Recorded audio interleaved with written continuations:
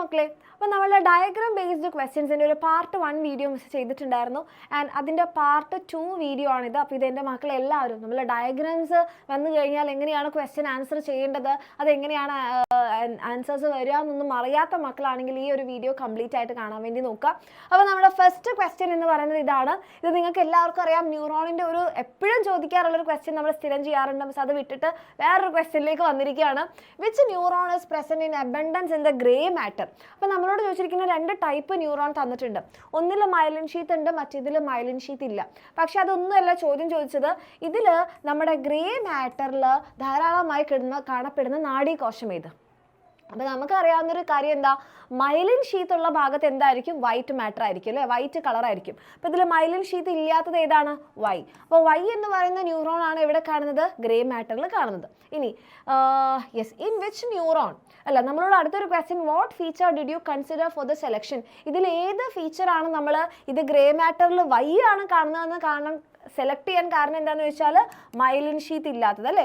Myelin sheath വൈയിലില്ല, അതുകൊണ്ട് നമ്മൾ പറഞ്ഞു മൈലിൻ ഷീത്ത് ഇല്ലാത്ത വൈ ആയിരിക്കും ഗ്രേ മാറ്ററിൽ കാണുന്നത്. മൈലിൻ ഷീത്ത് ഉണ്ടെങ്കിൽ അതൊരു ഷൈനി വൈറ്റ് കളർ ആയിരിക്കും. അപ്പോൾ മൈലിൻ ഷീത്ത് എന്ന് പറയുന്ന കാര്യമാണ് നമ്മളിവിടെ സെലക്ഷന് വേണ്ടി എടുത്തത്. ഇനി in which neuron is the speed of impulse high and why? ഏത് നാഡീകോശത്തിലാണ് ആവേഗങ്ങൾ സ്പീഡ് കൂടുതലുണ്ടാവുക എന്ന് വെച്ച് കഴിഞ്ഞാൽ നമ്മൾ പറയും എക്സിലാണ്. കാരണം എന്താണ്? മൈലിൻ ഷീത്ത് ഉണ്ട്. മൈലിൻ ഷീത്തിൻ്റെ ഫംഗ്ഷൻ നമ്മൾ എന്താ പഠിച്ചിട്ടുള്ളത്? Myelin sheath accelerate the speed of impulses. Accelerate the speed of impulses. ആവേഗങ്ങളുടെ പ്രസരണ വേഗത കൂട്ടുന്നുണ്ട്. അതുകൊണ്ട് നമ്മൾ എന്ത് പറയും? നമ്മുടെ എക്സിലൂടെയാണ് ആവേഗങ്ങൾ സ്പീഡിൽ പോവുക. റെഡി? ഇതാ നമ്മുടെ മലയാളത്തിലുണ്ട്. വൈ മൈലിൻ ഷീത്ത് കാരണമാണ് നമ്മൾ വൈ ആണ് നമ്മുടെ ഗ്രേ മാറ്ററിൽ കൂടുതൽ കാണുന്നത് നമ്മൾ പറഞ്ഞത്. എക്സിലൂടെ ആവേഗങ്ങൾ വേഗതയിലൂടെ സഞ്ചരിക്കുന്നു, കാരണം അവിടെ എന്തുണ്ട്? മൈലിൻ ഷീത്ത് ഉണ്ട്. ഇനി നമ്മൾ അടുത്ത ഡയഗ്രാം ബേസ്ഡ് ക്വസ്റ്റ്യൻ ആണ് ഇയാൾ. ഇതാരാണ്? നമ്മുടെ ഇന്നർ ഇയറിൻ്റെ ഭാഗമാണ് അല്ലേ. So write the name and function of only of the body balancing part from the ABCD. അപ്പോൾ ഇവിടെ ABCDയിൽ 4 ആൾക്കാരുണ്ട്. ഇതിൽ നമ്മുടെ ശരീര തുലനനില പാലിക്കുന്നതിന് സഹായിക്കുന്ന ആൾക്കാരുടെ പേരും ധർമ്മവും എഴുതാം. ഏതാണ്? ഇപ്പോൾ ഇവിടെ നമുക്ക് സെമി സർക്കുലർ കനാൽ ഉണ്ട്, അത് ബോഡി ബാലൻസിങ് ആണ്. ആൻഡ് ഇതിൽ നമുക്കിതാ നമ്മുടെ വെസ്റ്റിബുലാർ നെർവ് ഉണ്ട്, അതാണ് B. അപ്പോൾ A എന്ന് പറഞ്ഞിട്ടുണ്ടെങ്കിൽ നമ്മുടെ സെമി സർക്കുലർ കനാൽ, അല്ലെങ്കിൽ നമ്മൾ പറയും അർദ്ധവൃത്താകാര കുഴലുകൾ അല്ലേ. ആൻഡ് B എന്ന് പറഞ്ഞിട്ടുണ്ടെങ്കിൽ എന്താണ്? വെസ്റ്റിബുലാർ നെർവ് ആണ്, വെസ്റ്റിബുലാർ നാഡിയാണ്. അതും എന്തിനാണ് നമ്മൾ സഹായിക്കുന്നത്? ബോഡി ബാലൻസിങ്ങിനാണ് സഹായിക്കുന്നത്. ആൻഡ് ഇവരുടെ ഫംഗ്ഷൻ എഴുതാൻ വേണ്ടി പറഞ്ഞു കഴിഞ്ഞാൽ സെമി സർക്കുലർ കനാൽ എന്ത് ചെയ്യുന്നുണ്ട്? Helps in body balancing by allowing the movement of fluid അല്ല. ഇതിൻ്റെ ഉള്ളിലുള്ള ഫ്ലൂയിഡ് മൂവ് ചെയ്യും നമ്മൾ ഹെഡ് അനങ്ങുന്ന സമയത്ത്. ആൻഡ് വെസ്റ്റിബുലാർ നെർവ് എന്താ ചെയ്യുന്നത്? കണ്ടക്ട് ദ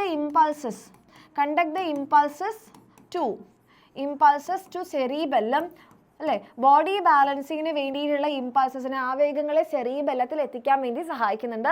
അടുത്ത ക്വസ്റ്റ്യൻ എന്താണ്? Write the functions performed by other parts എന്ന് പറയുമ്പോൾ സിയുടെയും ഡിയുടെയും. അതിൽ സി ഏതാണ്? നമ്മുടെ ഓഡിറ്ററി നെർവ് അല്ലെ, ശ്രവണ നാഡിയാണ്. ഡി എന്ന് പറഞ്ഞാൽ നമ്മുടെ കോക്ലിയാണ്. അപ്പോൾ ആ 2 ആൾക്കാരുടെ കൂടെ ഫങ്ഷൻസ് എഴുതാൻ വേണ്ടി പറഞ്ഞു കഴിഞ്ഞാൽ സി എന്ന് പറയുമ്പോൾ നമ്മൾ ആരെയും മക്കളെ എഴുതാം?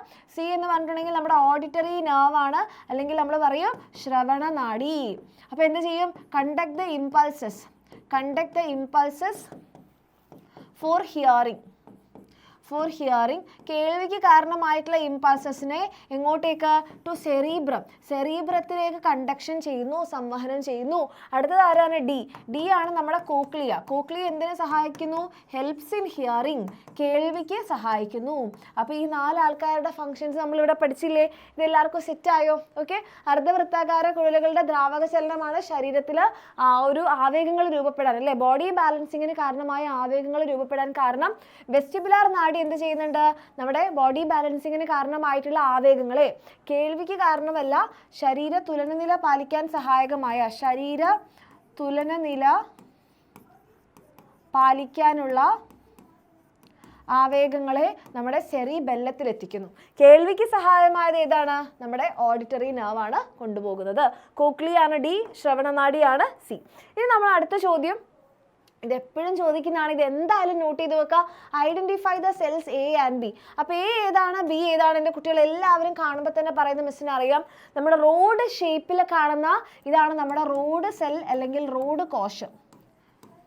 റോഡ് സെൽ അല്ലെങ്കിൽ റോഡ് കോശം. ആൻഡ് മറ്റേ ആൾ ആരാണ്? നമ്മുടെ കോൺ സെൽ അല്ലെങ്കിൽ കോൺ കോശമാണ്. അടുത്ത നമ്മളോട് ചോദിച്ചിരിക്കുന്നത് ഇതിനകത്തുള്ള വിഷ്വൽ പിഗ്മെന്റ്സ് ആണ്. അപ്പോൾ എയിൽ ഏതാണ്? നമുക്ക് റോഡോപ്സിൻ ആൻഡ് ബിയിലാണെങ്കിൽ നമുക്ക് ഏതാണ്? ഫോട്ടോപ്സിൻ അല്ലെങ്കിൽ അയോഡോപ്സിൻ. ഇതിൽ ഏത് എഴുതിയാലും കറക്റ്റാണ്. മിസ് തൽക്കാലം ഫോട്ടോപ്സിൻ എഴുതുന്നു. 2 മാർക്കിൻ്റെ സിമ്പിൾ ക്വസ്റ്റൻ ആണ്. ഇനി അടുത്തത് ഏതാണെന്ന് നോക്കിക്കേ. അടുത്ത ചോദ്യം ഇതൊരു ഇമ്പോർട്ടൻറ്റ് ക്വസ്റ്റൻ ആണ്. ഇത് കഴിഞ്ഞ തവണ നിങ്ങളുടെ ക്രിസ്മസ് എക്സാമിന് ചോദിച്ചിട്ടുണ്ടെന്നാണ് മിസ്സിൻ്റെ ഓർമ്മ, അതോ മോഡൽ എക്സാമിന്. Identify the target cell of the hormone indicated and why. ഇവിടെ ഹോർമോൺ എന്ന് കാണിച്ചിരിക്കുന്നത് ഇതാണ്. ഇതിൻ്റെ ഷേപ്പ് നോക്കിക്കേ മക്കളെ, ഇങ്ങനൊരു ഷേപ്പാണ്. ഈ ഹോർമോണിൻ്റെ ടാർഗറ്റ് സെല്ല് ഏത്? അല്ല, ഈ ഹോർമോൺ മിസ് നല്ലപോലെ കളർ ചെയ്ത് കാണിച്ചു തരാം. ഈ ഹോർമോണിൻ്റെ ടാർഗറ്റ് സെല്ല് ഏത് എന്നാണ് നമ്മളോട് ചോദിച്ചിരിക്കുന്നത്. ഓക്കെ, മിസ് ഇത് റെഡ് കളർ കൊണ്ട് മാർക്ക് ചെയ്യാൻ നിങ്ങൾക്ക് കാണില്ല. ഈ ഹോർമോണിൻ്റെ ടാർഗറ്റ് സെല്ല് ഏതെന്ന് ചോദിച്ചു കഴിഞ്ഞാൽ നമുക്കിതിൽ ഏത് പറയാം? ഇതാണല്ലേ. ഇവിടെ നിങ്ങൾ നോക്കിക്കഴിഞ്ഞാൽ വട്ടമാണ്. അപ്പോൾ ഇതല്ല ഇതിൻ്റെ ടാർഗറ്റ് സെൽ. ആൻഡ് ഇതിൽ നിങ്ങൾ നോക്കിക്കഴിഞ്ഞാൽ ഇങ്ങനെയാണ്. ഇതാണ് നമ്മളുടെ ഹോർമോണിൻ്റെ ടാർഗറ്റ് സെൽ. അപ്പോൾ നമ്മൾ എന്ത് എഴുതുന്നു? എക്സ് എന്ന് എഴുതുന്നു. കാരണം എന്തുകൊണ്ടാണ്? നമ്മൾ എക്സ് എന്ന സെല്ലിലാണ് നമുക്ക് എന്തുള്ളത്? Receptors for hormone present. Y എന്ന് ചോദിച്ചത് കൊണ്ട് നമ്മൾ പറയും ആ ഒരു ഹോർമോണിന് കാരണമായിട്ടുള്ള ഗ്രാഹികൾ കാണുന്നത് എക്സ് എന്ന് പറയുന്ന ലക്ഷ്യകോശത്തിലാണ്. ഇനി how do hormones change the cellular activities? അപ്പോൾ ഹോർമോൺസ് എങ്ങനെയാണ് കോശത്തിനുള്ള പ്രവർത്തനങ്ങൾ മാറ്റുന്നതെന്ന് ചോദിച്ചു കഴിഞ്ഞാൽ, ഇപ്പോൾ ഇവിടെ ഒരു കോശമുണ്ട് ആൻഡ് ഇവിടെ ഒരു റിസെപ്റ്റർ ഉണ്ട്. ഓക്കെ, ഇവിടെ ഇത് റിസെപ്റ്റർ ആണ്, അല്ലെങ്കിൽ നമ്മൾ പറയും ഗ്രാഹിയാണ്. ഈ ഗ്രാഹിയിലേക്ക് നമ്മുടെ ഹോർമോൺ വന്ന് ബൈൻഡ് ചെയ്ത് കഴിഞ്ഞാൽ ഇവിടെ എന്തുണ്ടാകും? നമ്മുടെ ഹോർമോൺ റിസെപ്റ്റർ കോംപ്ലക്സ് അല്ലെങ്കിൽ ഹോർമോൺ ഗ്രാഹി സംയുക്തം രൂപപ്പെടും. ഈ ഹോർമോൺ ഗ്രാഹി സംയുക്തം ഉണ്ടായിക്കഴിഞ്ഞാൽ ഈ കോശത്തിനകത്തുള്ള എൻസൈംസ് എന്താകും? ആക്ടിവേറ്റഡ് ആകും, അല്ലെങ്കിൽ എൻസൈംസ് സ്റ്റിമുലേറ്റഡ് ആകും. ഓക്കെ, ഈ ഒരു ഹോർമോൺ ഗ്രാഹി സംയുക്തം രൂപപ്പെട്ട് കഴിഞ്ഞാൽ ഇതിനകത്ത് എൻസൈമുകൾ ആക്ടിവേറ്റഡ് ആകും. ഈ ആക്ടിവേറ്റഡ് ആയിട്ടുള്ള എൻസൈമുകളാണ് മേക്ക് ചേഞ്ചസ്. കോശത്തിനകത്ത് ആവശ്യമായിട്ടുള്ള ചേഞ്ചസ് വരുത്തുന്നത് ആരാണ്? നമ്മുടെ ഈ ഒരു എൻസൈമുകളാണ്. റെഡി? ഇനി നമ്മൾ അടുത്ത ചോദ്യം നോക്കിക്കേ. What is the role of hypothalamus in regulating the production of hormone? ഹോർമോൺസിന്റെ ഉൽപാദനത്തിൽ ഹൈപ്പോതലാമസിന്റെ പങ്ക് എന്ത് എന്ന് ചോദിച്ചു കഴിഞ്ഞാൽ നമ്മൾ എന്താണ് പറയുക? ഹൈപ്പോതലാമസിന്റെ പങ്ക് എന്താണെന്ന് ചോദിച്ചു കഴിഞ്ഞാൽ നമുക്ക് വളരെ സിമ്പിൾ ആയിട്ട് പറയാം. Hypothalamus produce releasing hormone and inhibitory hormone. Releasing ഹോർമോണുകളും ഇൻഹിബിറ്ററി ഹോർമോണും ഹൈപ്പോതലാമസ് ഉണ്ടാക്കുന്നുണ്ട്. Which regulate the function of pituitary gland. Pituitary ഗ്ലാൻഡിന്റെ ഫങ്ഷൻസ് റെഗുലേറ്റ് ചെയ്യുന്നത് ഹൈപ്പോതലാമസ് ഉൽപ്പാദിപ്പിക്കുന്ന റിലീസിംഗ് ഹോർമോണും ഇൻഹിബിറ്ററി ഹോർമോണും ആണ്. Thereby control other endocrine glands. അപ്പോൾ ഈ ഒരു പിറ്റ്യൂട്ടറി ഉണ്ടാക്കുന്ന നമ്മുടെ ഹോർമോണുകളാണ് മറ്റുള്ള അന്തസ്രാവി ഗ്രന്ഥികളെ നിയന്ത്രിക്കുന്നത്. പക്ഷേ പിറ്റ്യൂട്ടറിനെ നിയന്ത്രിക്കുന്നത് ആരാണ്? നമ്മുടെ ഹൈപ്പോതലാമസ് ആണ്. അപ്പോൾ ഹോർമോൺ എക്സ് ആണ് നമ്മുടെ ഹോർമോണിൻ്റെ ഗ്രാഹികോശം. ഹോർമോണിൻ്റെ ഗ്രാഹികോശങ്ങൾ കാണുന്നത് എക്സിലാണ്, അതുകൊണ്ടാണ് നമ്മൾ അത് ലക്ഷ്യകോശമാണെന്ന് പറഞ്ഞത്. ഇനി ഹോർമോണും ഗ്രാഹിയുമായി കൂടി ചേർന്ന് ഹോർമോൺ ഗ്രാഹി സംയുക്തം രൂപപ്പെടുന്നു. ഇത് കോശത്തിനുള്ളിലെ രാസാഗ്നികളെ പ്രവർത്തനക്ഷമമാക്കുന്നു. അതാണ് കോശത്തിനുള്ളിൽ എന്ത് ചെയ്യുന്നത്? മാറ്റം ഉണ്ടാവാൻ കാരണം. ഇനി ഹൈപ്പോതലാമസ് എങ്ങനെയാണ് നിയന്ത്രിക്കുന്നതെന്ന് ചോദിച്ചാലോ, ഹോർമോണുകൾ ഉൽപ്പാദിപ്പിക്കുന്നതിനുള്ള നിർദ്ദേശം ഹൈപ്പോതലാമസ് ആണ് കൊടുക്കുന്നത്. അതിനുവേണ്ടി റിലീസിംഗ് ഹോർമോണും ഇൻഹിബിറ്ററി ഹോർമോണും എന്ത് ചെയ്യുന്നുണ്ട്? ഹൈപ്പോതലാമസ് ഉൽപ്പാദിപ്പിക്കുന്നുണ്ട്. അത് പിറ്റ്യൂട്ടറി ഗ്രന്ഥിന്റെ മുകളിൽ വന്ന് പ്രവർത്തിച്ചാലാണ് ബാക്കിയുള്ള ഗ്രന്ഥികളെ പിറ്റ്യൂട്ടറി കൺട്രോൾ ചെയ്യുക. ഇനി identify the cells indicated as 1 and 2. ഇവിടെ നമുക്ക് 2 ആൾക്കാരെ കാണാം, 1 എന്നും 2 എന്നും. ആരാണ് 1? ആരാണ് 2? ആരാണ് മക്കളെ 1 ഉം 2 ഉം? ഇവിടെ നമുക്ക് നോക്കിക്കഴിഞ്ഞാൽ 1 എന്ന് പറഞ്ഞിട്ടുണ്ടെങ്കിൽ നമ്മുടെ ആൽഫ സെൽസ് ആണ്. ആൻഡ് 2 എന്ന് പറഞ്ഞിട്ടുണ്ടെങ്കിൽ നമ്മുടെ ബീറ്റ സെൽസ് അല്ലെങ്കിൽ ബീറ്റ കോശങ്ങളാണ്. നമ്മുടെ ടെക്സ്റ്റ് ബുക്കിലുള്ള ഡയഗ്രാണ്. ഇങ്ങനെ കുറച്ച് കാണുന്നത് ആൽഫ കോശങ്ങളും കുറേ കാണുന്നത് ബീറ്റ കോശങ്ങളുമാണ്. ഇനി how does the hormone produced in 1 control the blood glucose level and hormone acts only അപ്പോൾ? അത് അടുത്ത ക്വസ്റ്റൻ ആണ്.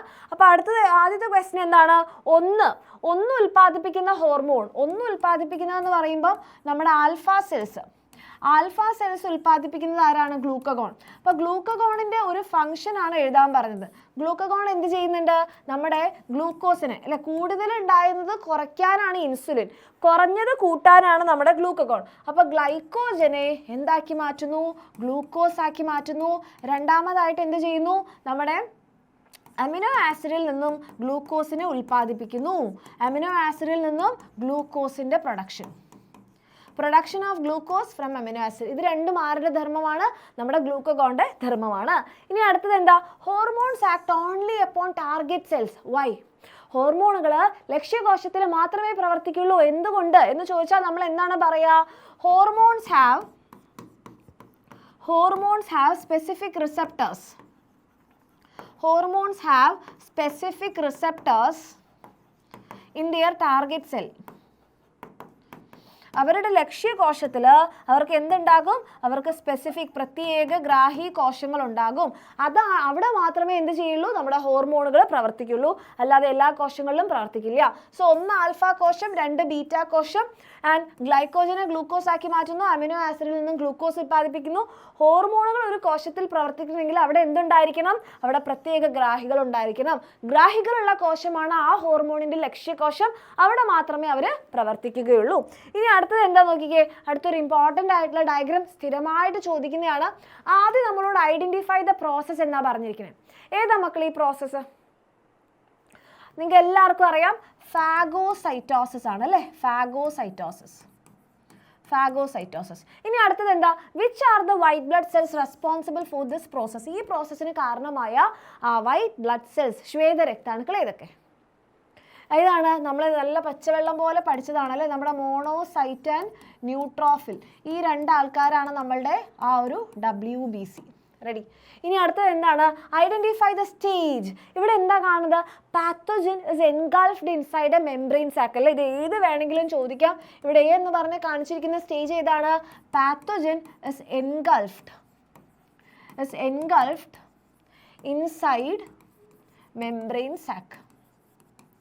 ആ ഒരു മെംബ്രെയിൻ സാക്കിനകത്ത് സ്ഥരസഞ്ചിക്കുള്ളിലേക്ക് നമ്മുടെ രോഗാണുവിനെ വിഴുങ്ങിയെടുക്കുന്നതാണ് ആ ഒരു സ്റ്റേജ് കാണിച്ചിരിക്കുന്നത്. ഇതിന് പകരം ലൈസോസൈം ഒക്കെ എഴുതാം കേട്ടോ. അപ്പോൾ ഫാഗോസൈറ്റോസിസ് പ്രവർത്തനം, യൂട്രോഫിൽ മോണോസൈറ്റ് രോഗാണുവിനെ സ്ഥരസഞ്ചിക്കുള്ളിലാക്കുന്നതാണ് നമുക്ക് അവിടെ കാണിച്ചിരിക്കുന്ന ആക്ടിവിറ്റി. ഇനി നമ്മുടെ ഒരു ഇമ്പോർട്ടൻറ്റ് ക്വസ്റ്റ്യൻ നമ്മുടെ അൺട്രാവലിംഗ് ജനറ്റിക് മിസ്റ്ററീസ് എന്ന് ചോദിക്കുന്നതാണ്. ഏതാണ് ഈ പ്രോസസ്സ്? എന്താ പറയുക? ഈ പ്രോസസ്സ് ഏതാണെന്ന് ചോദിച്ചു കഴിഞ്ഞാൽ സിമ്പിളായിട്ട് 2 വാക്കിൽ നമുക്ക് പറയാം. ഒന്നുകിൽ നമുക്ക് പറയാം പ്രോട്ടീൻ സിന്തസിസ് അല്ലെങ്കിൽ പ്രോട്ടീൻ നിർമ്മാണമാണ്. പ്രോട്ടീൻ സിന്തസിസ് അല്ലെങ്കിൽ പ്രോട്ടീൻ നിർമ്മാണം. രണ്ടാമതായിട്ട് നമുക്ക് എന്ത് പറയാം? ആക്ഷൻ ഓഫ് ജീൻസ് എന്ന് പറയാം. ജീനുകളുടെ പ്രവർത്തനമാണ് ആക്ഷൻ ഓഫ് ജീൻസ് എന്ന് പറയാം. ഇനി അടുത്തത് what does X and Y indicate? ഇവിടെ എക്സ് എന്ന് പറഞ്ഞാൽ എന്താ മക്കളെ കാണിച്ചിരിക്കുന്നത്? എക്സ് എന്ന് പറഞ്ഞിട്ടുണ്ടെങ്കിൽ mRNA synthesis from DNA. mRNA synthesis from DNA. DNA-യിൽ നിന്ന് എന്ത് രൂപപ്പെടുന്നു? നമ്മുടെ mRNA രൂപപ്പെടുന്നതായിട്ടാണ് കാണുന്നത്. ആൻഡ് അടുത്തത് വൈ എന്താണ്? വൈയിൽ നമ്മൾ കാണുന്നത് protein is formed. Protein synthesis by joining amino acids. Amino ആസിഡുകളെ കൂട്ടിച്ചേർത്ത് എന്തുണ്ടാവുന്നു? പ്രോട്ടീൻ നിർമ്മിക്കുന്നതാണ് വൈയിൽ കാണുന്നത്. ഇനി what is the role of transfer RNA in this process? tRNA-യുടെ പങ്ക് എന്താണെന്ന് ചോദിച്ചാൽ നമ്മൾ എന്താ മക്കളെ പറയാ? tRNA എന്ത് ചെയ്യുന്നു? Transferring amino acids to the ribosome അല്ലേ? tRNA transfer amino acids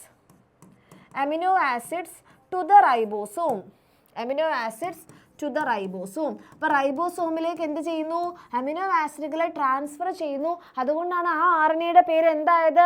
transfer RNA എന്നായത്. ഇനി നമ്മൾ അടുത്ത ചോദ്യം എന്താ നോക്കിക്കേ? തന്നിരിക്കുന്നതിൽ നിന്നും RNA-യിൽ മാത്രമുള്ള ന്യൂക്ലിയോടൈഡിനെ തിരഞ്ഞെടുക്കുക. RNA-യിൽ മാത്രമുള്ളതെന്ന് പറയുമ്പോൾ അഡെനിൻ DNA-യിലുണ്ട്, ഗ്വാനിൻ DNA-യിലുണ്ട്, സൈറ്റോസിൻ DNA-യിലുണ്ട്. പക്ഷേ യുറാസിൽ എവിടെയില്ല? അത് RNA-യിൽ മാത്രമേ ഉള്ളൂ. ഓക്കെ, ഇനി നമ്മളത് അടുത്ത ക്വസ്റ്റ്യനിലേക്ക് വായോ. അടുത്ത ക്വസ്റ്റ്യൻ ഒരു 1 മാർക്കിൻ്റെ ക്വസ്റ്റ്യൻ ആണ്. നമ്മളോട് പറഞ്ഞിരിക്കുന്നത് നൈട്രജൻ ബേസിസിന് സ്യൂട്ടബിൾ പെയർ ഉണ്ടാക്കാൻ വേണ്ടിയിട്ടാണ്. അപ്പോൾ സ്യൂട്ടബിൾ പെയർ ഉണ്ടാക്കാൻ പറഞ്ഞാൽ അഡെനിൻ ആരോട് കൂടിയാണ് ബൈൻഡ് ചെയ്യുക അല്ലേ? Adenine double bond with thymine and നമ്മുടെ guanine triple bond with cytosine. ഇത് എഴുതി കഴിഞ്ഞാൽ നമുക്ക് സിമ്പിളായിട്ട് 1 മാർക്ക് കിട്ടും. കിട്ടില്ലേ? ഓക്കെ, ഇനി നമ്മളിത് അടുത്ത ക്വസ്റ്റ്യൻ, ഇത് നമ്മുടെ ഈ ഒരു വീഡിയോയുടെ ലാസ്റ്റ് ക്വസ്റ്റ്യൻ ആണ്. Write the name of 2 categories. 1 ഏത് 2 ഏത് എന്ന് എൻ്റെ കുട്ടികൾ എല്ലാവരും നെയിം ചെയ്യാം. 1ഉം 2ഉം ദാ ഇതാണ് ഇവിടെ 1 എന്ന് കൊടുത്തിരിക്കുന്നത്, ഇതാണ് ഇവിടെ 2 എന്ന് കൊടുത്തിരിക്കുന്നത്. ഏതാണ് 1ഉം 2ഉം? ഇവിടെ നമ്മുടെ മങ്കിയിലേക്ക് വരുന്നത് ആരാണ്? നമ്മുടെ സെർക്കോപിത്തിക്കോയിഡേ, സെർക്കോപിത്തിക്കോയിഡേ. ആൻഡ് മറ്റേത് നമ്മുടെ ഹൊമിനോയിഡേ. Okay, hominoid. അടുത്തത് എന്താണ്? Mention the 2 important characteristics of organism belong to 2. അപ്പോൾ 2 എന്ന് പറയുമ്പോൾ ഹൊമിനോയിഡ് ആണ്. അപ്പോൾ 2യുടെ 2 ക്യാരക്ടേഴ്സ് എന്താണ്?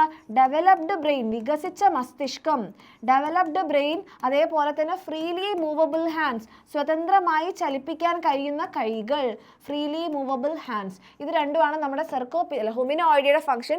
സെർക്കോപിത്തിക്കോയിഡ് എന്താണ്? Small brain, long tail. ഇനി how does the comparative study of haemoglobin help to identify the evolutionary relationship between man and chimpanzee? അപ്പോൾ നമ്മുടെ ആ ഹീമോഗ്ലോബിൻ്റെ പാറ്റേൺ നോക്കിയപ്പം നമുക്ക് എന്താണ് മനസ്സിലായത്? There is no change in amino acid, there is no change in amino acid sequence, in amino acids of beta chain of haemoglobin. ഹീമോഗ്ലോബിൻ്റെ beta ചെയിനിൽ അമിനോ ആസിഡ്സിൽ ചേഞ്ച് ഇല്ല. ആരൊക്കെ തമ്മിൽ? ബിറ്റ്വീൻ ചിമ്പാൻസി ആൻഡ് മാൻ. ചിമ്പാൻസിയുടെയും മാൻ്റെയും കേസിൽ നമ്മുടെ ബീറ്റാ ചെയിനിലെ അമിനോ ആസിഡുകളിൽ എന്തില്ല? ഒരു മാറ്റവും ഇല്ല. അപ്പം നമുക്ക് എന്ത് മനസ്സിലായി? നമ്മുടെ ക്ലോസസ്റ്റ് റിലേറ്റീവ് എന്ന് പറയുന്നത് നമ്മുടെ ചിമ്പാൻസി ആണെന്ന് മനസ്സിലായി. ഗൊറില്ലനെ നോക്കിയപ്പോൾ ഒരു ഡിഫറൻസ് ഉണ്ട്. അങ്ങനെ ഇതെൻ്റെ മക്കൾക്ക് എല്ലാവർക്കും ക്ലിയർ ആയെങ്കിൽ തീർച്ചയായിട്ടും കമൻറ്റ് ചെയ്യുക. ഇനി എൻ്റെ കുട്ടികൾക്ക് കമൻറ്റ് ചെയ്യാൻ വേണ്ടിയിട്ട് മിസ് ഒരു ക്വസ്റ്റ്യൻ കൂടെ തരാം. അതായത് സിമ്പിളാണ്. ഇതാ ഇവിടെ ഒരാളെ തന്നിട്ടുണ്ട്. ഇവിടെ നമ്മുടെ ഒരു പാത്തോജൻ ഇങ്ങനെ വിഴുങ്ങാൻ വേണ്ടിയിട്ട് ഇങ്ങനെ നിൽക്കുകയാണ്. ഓക്കെ, അപ്പോൾ ഇവിടെ ഒരാളുണ്ട്, ഫുള്ളി എൻസൈം ഫിൽഡ് ആയിട്ടുള്ളൊരു സാധനം. ഇത് ഏതാണെന്ന് എൻ്റെ മക്കൾ എല്ലാവരും കമൻറ്റ് ചെയ്യാം. യെസ്, അപ്പോൾ ഓൾ ദി വെരി ബെസ്റ്റ്. നമ്മുടെ എക്സാം നമുക്ക് തകർക്കാൻ വേണ്ടിയിട്ടുള്ള എല്ലാ കാര്യങ്ങളും നമ്മുടെ ചാനൽ ഉണ്ടാകും. അപ്പോൾ എൻ്റെ മക്കൾ ചാനൽ സബ്സ്ക്രൈബ് ചെയ്തിട്ടില്ലേ? സബ്സ്ക്രൈബ് ചെയ്യുക, നോട്ടിഫിക്കേഷൻ ബട്ടണൊക്കെ ഓൺ ആക്കി വെക്കുക, ആൻഡ് ഇത് കമൻറ്റ് ചെയ്യുക.